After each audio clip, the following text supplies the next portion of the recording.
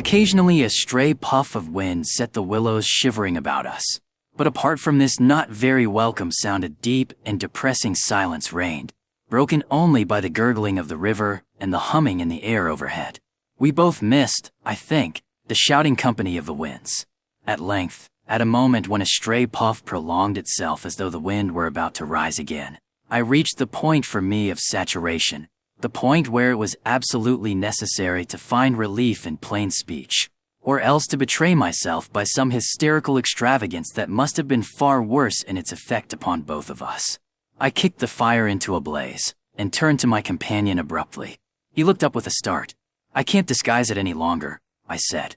"I don't like this place, and the darkness, and the noises, and the awful feelings I get. There's something here that beats me utterly. I'm in a blue funk, and that's the plain truth. If the other shore was different, I swear I'd be inclined to swim for it." The Swede's face turned very white beneath the deep tan of sun and wind. He stared straight at me and answered quietly, but his voice betrayed his huge excitement by its unnatural calmness. For the moment, at any rate, he was the strong man of the two. He was more phlegmatic, for one thing. "It's not a physical condition we can escape from by running away," he replied, in the tone of a doctor diagnosing some grave disease. "We must sit tight and wait. There are forces close here that could kill a herd of elephants in a second as easily as you or I could squash a fly. Our only chance is to keep perfectly still. Our insignificance perhaps may save us." I put a dozen questions into my expression of face, but found no words. It was precisely like listening to an accurate description of a disease whose symptoms had puzzled me. "I mean that so far, although aware of our disturbing presence, they have not found us, not located us, as the Americans say," he went on. "They're blundering about like men hunting for a leak of gas. The paddle and canoe and provisions prove that. I think they feel us, but cannot actually see us. We must keep our minds quiet. It's our minds they feel. We must control our thoughts, or it's all up with us." "Death, you mean?" I stammered, icy with the horror of his suggestion. "Worse by far," he said. "Death, according to one's belief, means either annihilation or release from the limitations of the senses, but it involves no change of character. You don't suddenly alter just because the body's gone. But this means a radical alteration, a complete change, a horrible loss of oneself by substitution, far worse than death, and not even annihilation. We happen to have camped in a spot where their region touches ours, where the veil between has worn thin. Horrors. He was using my very own phrase, my actual words, so that they are aware of our being in their neighborhood. But who are aware?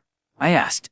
I forgot the shaking of the willows in the windless calm, the humming overhead, everything except that I was waiting for an answer that I dreaded more than I can possibly explain. He lowered his voice at once to reply, leaning forward a little over the fire, an indefinable change in his face that made me avoid his eyes and look down upon the ground.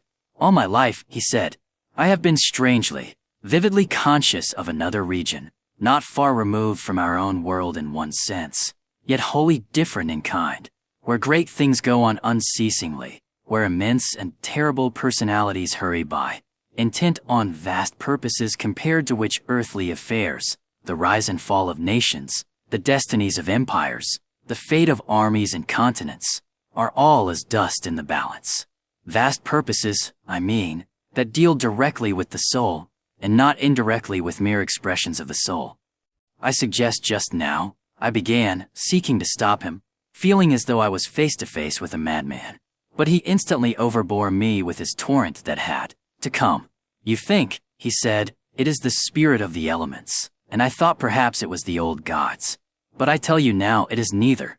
These would be comprehensible entities, for they have relations with men, depending upon them for worship or sacrifice, whereas these beings who are now about us have absolutely nothing to do with mankind, and it is mere chance that their space happens just at this spot to touch our own."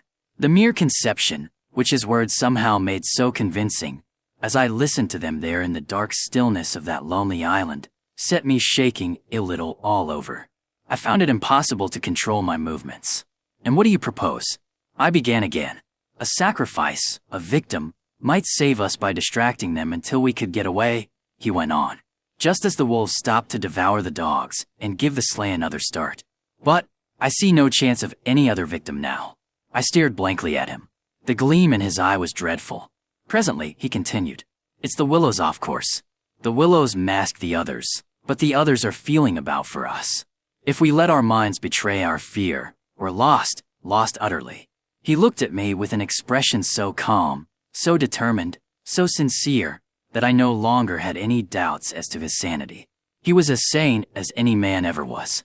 If we can hold out through the night, he added, we may get off in the daylight unnoticed, or rather, undiscovered. But you really think a sacrifice would?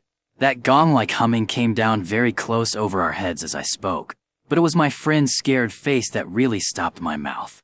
Hush, he whispered, holding up his hand. Do not mention them more than you can help. Do not refer to them by name. To name is to reveal. It is the inevitable clue, and our only hope lies in ignoring them, in order that they may ignore us. Even in thought. He was extraordinarily agitated. Especially in thought. Our thoughts make spirals in their world. We must keep them out of our minds at all costs if possible. I raked the fire together to prevent the darkness having everything its own way. I never longed for the sun as I longed for it, then in the awful blackness of that summer night. Were you awake all last night? He went on suddenly. I slept badly a little after dawn. I replied evasively, trying to follow his instructions, which I knew instinctively were true. But the wind off course. I know. But the wind won't account for all the noises. Then you heard it too? The multiplying countless little footsteps I heard, he said, adding after a moment's hesitation. And that other sound.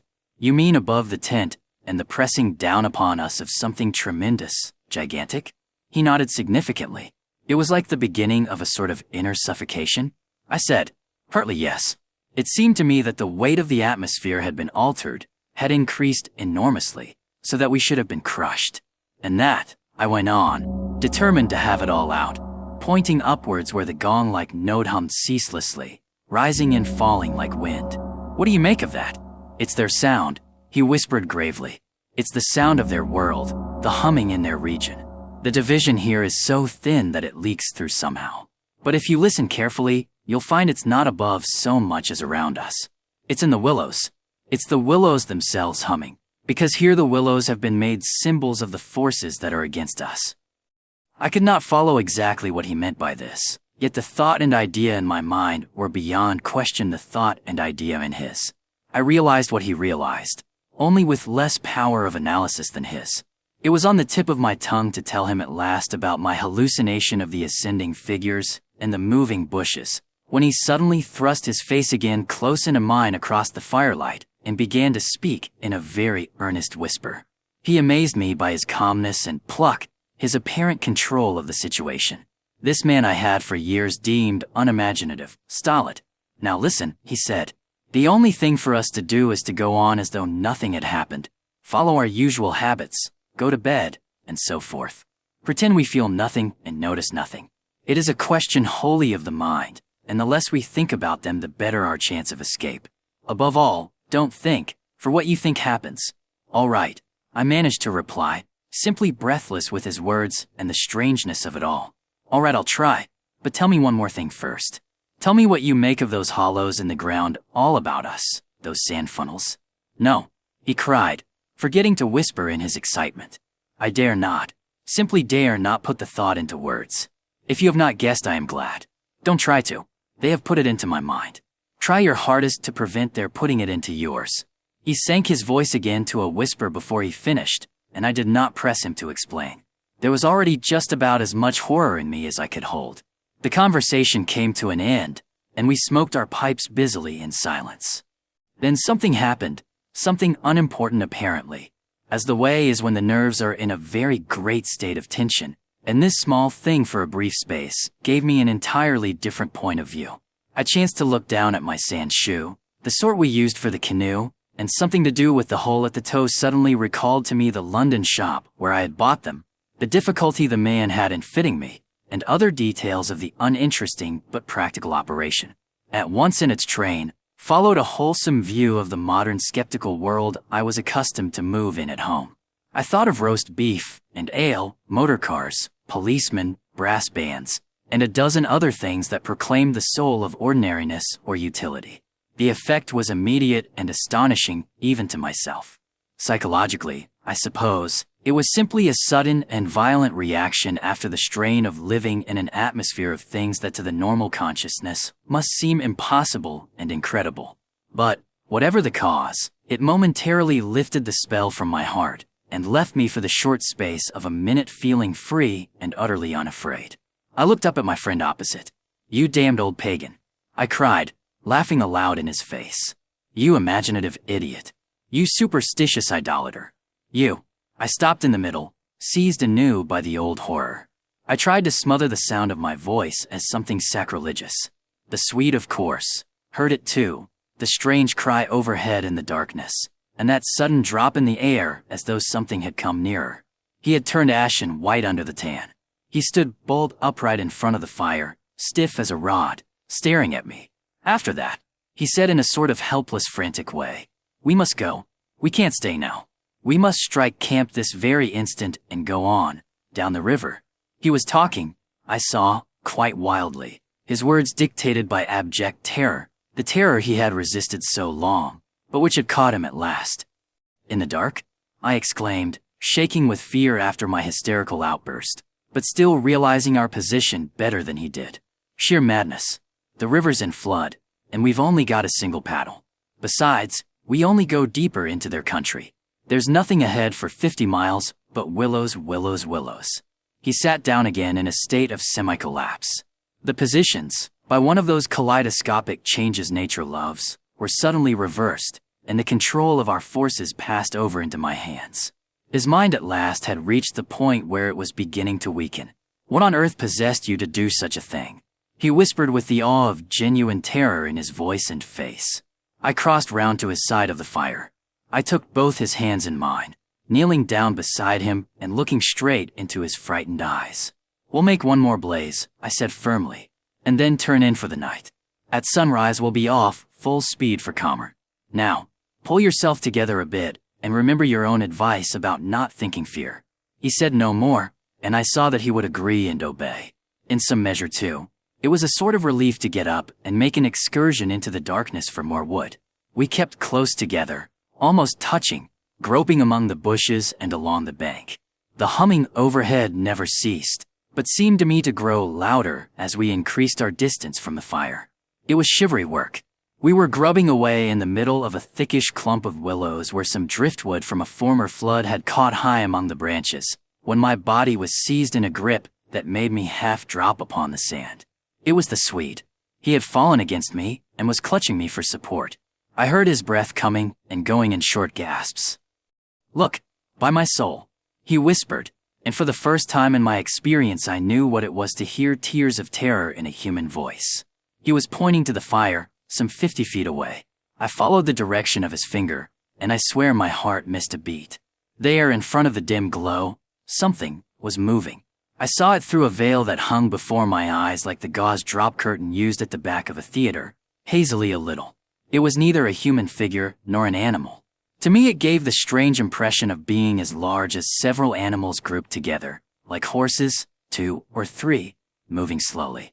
The Swede, too, got a similar result, though expressing it differently, for he thought it was shaped and sized like a clump of willow bushes, rounded at the top, and moving all over upon its surface, coiling upon itself like smoke, he said afterwards. I watched it settle downwards through the bushes. He sobbed at me. "Look, by God, it's coming this way. Oh, oh," he gave a kind of whistling cry. "They found us." I gave one terrified glance, which just enabled me to see that the shadowy form was swinging towards us through the bushes, and then I collapsed backwards with a crash into the branches. These failed, of course, to support my weight, so that with the Swede on top of me we fell in a struggling heap upon the sand. I really hardly knew what was happening. I was conscious only of a sort of enveloping sensation of icy fear that plucked the nerves out of their fleshly covering, twisted them this way and that, and replaced them quivering. My eyes were tightly shut. Something in my throat choked me. A feeling that my consciousness was expanding, extending out into space, swiftly gave way to another feeling that I was losing it altogether and about to die. An acute spasm of pain passed through me, and I was aware that the Swede had hold of me in such a way that he hurt me abominably. It was the way he caught at me in falling. But it was the pain, he declared afterwards, that saved me. It caused me to forget them and think of something else at the very instant when they were about to find me. It concealed my mind from them at the moment of discovery, yet just in time to evade their terrible seizing of me. He himself, he says, actually swooned at the same moment, and that was what saved him. I only know that at a later date, how long or short is impossible to say, I found myself scrambling up out of the slippery network of willow branches, and saw my companion standing in front of me holding out a hand to assist me. I stared at him in a dazed way, rubbing the arm he had twisted for me. Nothing came to me to say. Somehow, I lost consciousness for a moment or two. I heard him say, "That's what saved me." It made me stop thinking about them. "You nearly broke my arm in two," I said, uttering my only connected thought at the moment. A numbness came over me. "That's what saved you," he replied. "Between us, we've managed to set them off on a false tack somewhere. The humming has ceased. It's gone, for the moment at any rate." A wave of hysterical laughter seized me again, and this time spread to my friend too. Great healing gusts of shaking laughter that brought a tremendous sense of relief in their train. We made our way back to the fire and put the wood on so that it blazed at once. Then we saw that the tent had fallen over and lay in a tangled heap upon the ground. We picked it up, and during the process tripped more than once and caught our feet in sand. "It's those sand funnels," exclaimed the Swede, when the tent was up again and the firelight lit up the ground for several yards about us. "And look at the size of them." All round the tent and about the fireplace where we had seen the moving shadows there were deep funnel-shaped hollows in the sand, exactly similar to the ones we had already found over the island, only far bigger and deeper, beautifully formed, and wide enough in some instances to admit the whole of my foot and leg. Neither of us said a word. We both knew that sleep was the safest thing we could do, and to bed we went accordingly without further delay, having first thrown sand on the fire and taken the provision sack and the paddle inside the tent with us. The canoe, too, we propped in such a way at the end of the tent that our feet touched it, and the least motion would disturb and wake us. In case of emergency, too, we again went to bed in our clothes, ready for a sudden start. It was my firm intention to lie awake all night and watch, but the exhaustion of nerves and body decreed otherwise, and sleep after a while came over me with a welcome blanket of oblivion. The fact that my companion also slept quickened its approach. At first he fidgeted and constantly sat up, asking me if I heard this or heard that. He tossed about on his cork mattress, and said the tent was moving and the river had risen over the point of the island. But each time I went out to look I returned with the report that all was well, and finally he grew calmer and lay still. Then at length his breathing became regular, and I heard unmistakable sounds of snoring. The first and only time in my life when snoring has been a welcome and calming influence. This, I remember, was the last thought in my mind before dozing off. A difficulty in breathing woke me, and I found the blanket over my face. But something else besides the blanket was pressing upon me, and my first thought was that my companion had rolled off his mattress onto my own in his sleep. I called to him and sat up, and at the same moment it came to me that the tent was surrounded. That sound of multitudinous soft pattering was again audible outside, filling the night with horror. I called again to him, louder than before. He did not answer, but I missed the sound of his snoring, and also noticed that the flap of the tent was down. This was the unpardonable sin. I crawled out in the darkness to hook it back securely, and it was then for the first time I realized positively that the Swede was not here. He had gone. I dashed out in a mad run, seized by a dreadful agitation, and the moment I was out I plunged into a sort of torrent of humming that surrounded me completely and came out of every quarter of the heavens at once. It was that same familiar humming, gone mad. A swarm of great invisible bees might have been about me in the air. The sound seemed to thicken the very atmosphere, and I felt that my lungs worked with difficulty. But my friend was in danger, and I could not hesitate. The dawn was just about to break, and a faint whitish light spread upwards over the clouds from a thin strip of clear horizon. No wind stirred. I could just make out the bushes and river beyond, and the pale sandy patches. In my excitement, I ran frantically to and fro about the island, calling him by name, shouting at the top of my voice the first words that came into my head. But the willows smothered my voice, and the humming muffled it, so that the sound only traveled a few feet round me. I plunged among the bushes, tripping headlong. tumbling over roots and scraping my face as I tore this way and that among the preventing branches. Then, quite unexpectedly, I came out upon the island's point and saw a dark figure outlined between the water and the sky. It was the Swede, and already he had 1 foot in the river. A moment more, and he would have taken the plunge. I threw myself upon him, flinging my arms about his waist and dragging him shorewards with all my strength. Off course, he struggled furiously, making a noise all the time just like that cursed humming, and using the most outlandish phrases in his anger about going inside to them, and taking the way of the water and the wind, and God only knows what more besides, that I tried in vain to recall afterwards, but which turned me sick with horror and amazement as I listened. But in the end I managed to get him into the comparative safety of the tent, and flung him breathless and cursing upon the mattress where I held him until the fit had passed. I think the suddenness with which it all went, and he grew calm, coinciding as it did with the equally abrupt cessation of the humming and pattering outside. I think this was almost the strangest part of the whole business perhaps, for he had just opened his eyes and turned his tired face up to me, so that the dawn threw a pale light upon it through the doorway, and said, for all the world just like a frightened child, "My life, old man, it's my life I owe you. But it's all over now anyhow. They found a victim in our place." Then he dropped back upon his blankets and went to sleep literally under my eyes. He simply collapsed and began to snore again as healthily as though nothing had happened, and he had never tried to offer his own life as a sacrifice by drowning.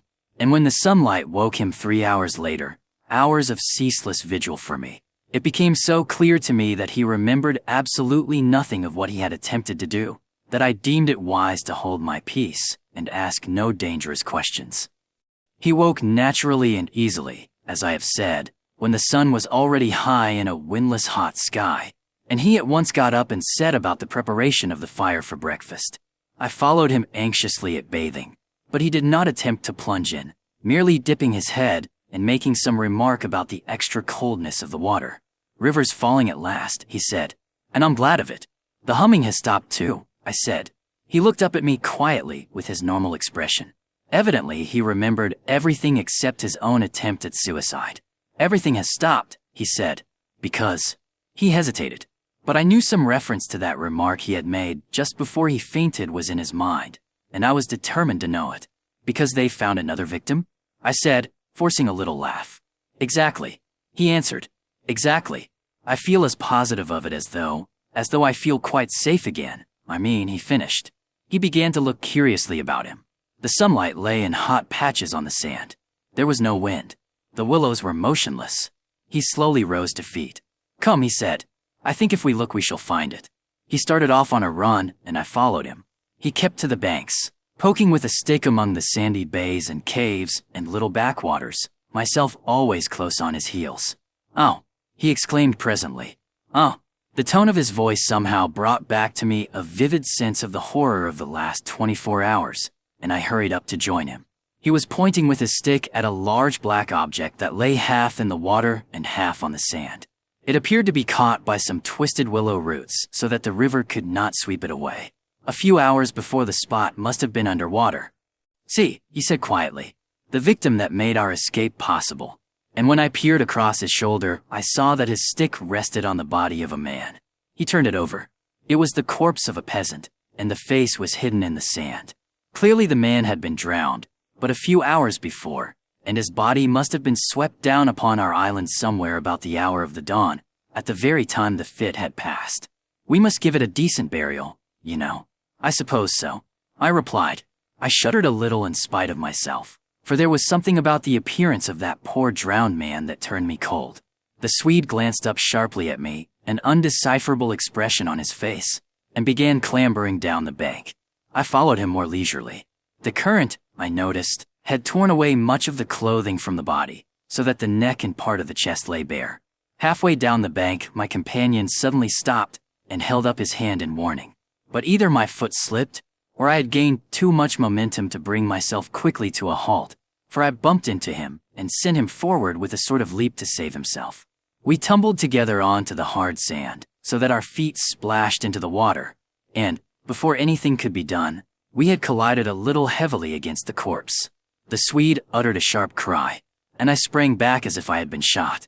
At the moment we touched the body, there rose from its surface the loud sound of humming, the sound of several hummings, which passed with a vast commotion as of winged things in the air about us and disappeared upwards into the sky, growing fainter and fainter till they finally ceased in the distance. It was exactly as though we had disturbed some living yet invisible creatures at work.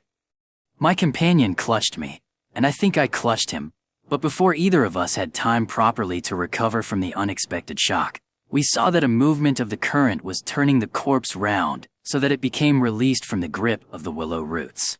A moment later it had turned completely over, the dead face uppermost, staring at the sky. It lay on the edge of the mainstream. In another moment, it would be swept away. The Swede started to save it, shouting again something I did not catch about a proper burial, and then abruptly dropped upon his knees on the sand and covered his eyes with his hands. I was beside him in an instant. I saw what he had seen.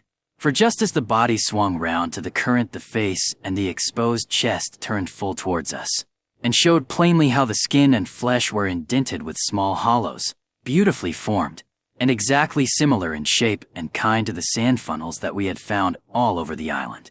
Their mark, I heard my companion mutter under his breath. Their awful mark. And when I turned my eyes again from his ghastly face to the river, the current had done its work and the body had been swept away into midstream and was already beyond our reach and almost out of sight, turning over and over on the waves like an otter.